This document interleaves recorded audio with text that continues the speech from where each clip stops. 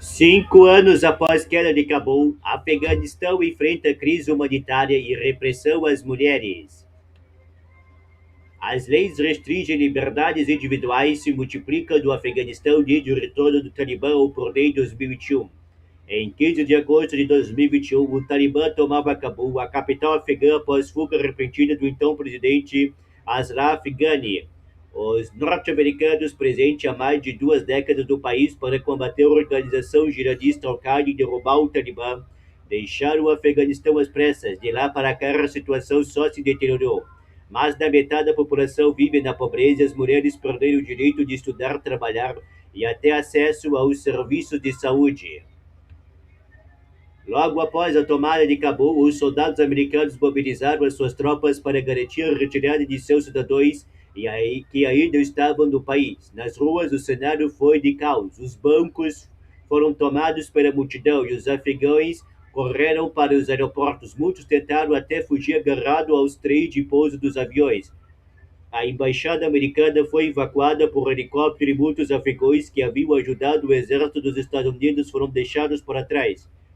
Para o Talibã, a operação foi vista como uma vitória. Avisamos a qualquer possível invasor. Quem olhar para o Afeganistão com mais intenções enfrentará.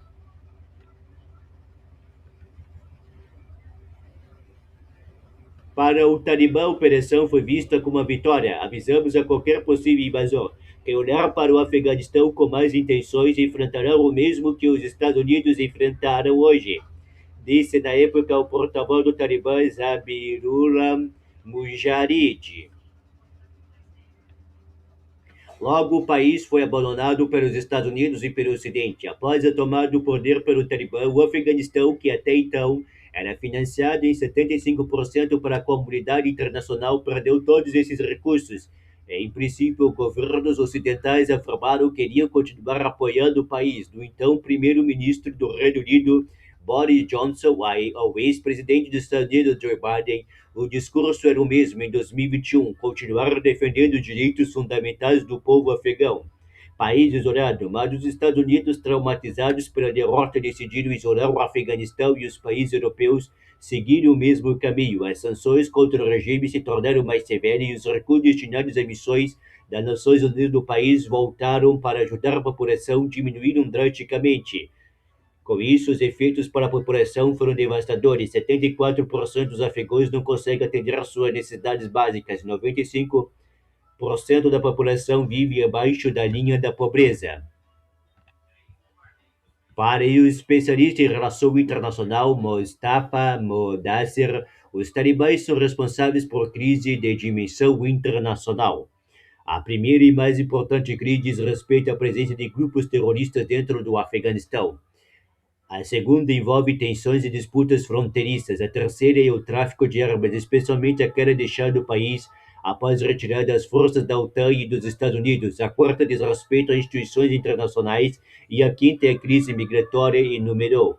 Desde a chegada dos talibãs ao poder até hoje, milhões de afegãos emigraram de forma massiva e muitas vezes ilegal para os países vizinhos, para os Estados Unidos e para a Europa.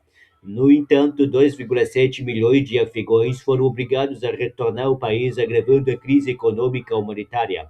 Para o analista político Dawood Irfan, o conjunto dessas crises transformou o país em um estado falido. Antes da chegada do Talibã ao poder, as urnas, ao menos da aparência, permitiam definir transferência de poder, mas diante de uma ofensiva que se assemelha a um golpe de Estado, além de fraude e uso da força, foi instaurada uma situação em que não há espaço para uma transmissão pacífica de poder para o Afeganistão. O país enfrenta uma crise de legitimidade política. O país mais repressivo para mulheres e meninas. Além disso, o Afeganistão é descrito pela ONU como o país mais repressivo para mulheres e meninas. Para milhões de afegães, a lista de proibição somente é proibido sair sozinho e estudar após os 12 anos de idade e até mesmo cantar. Os afegães também não podem trabalhar nos serviços públicos, em ONGs nacionais, internacionais ou em salão de beleza.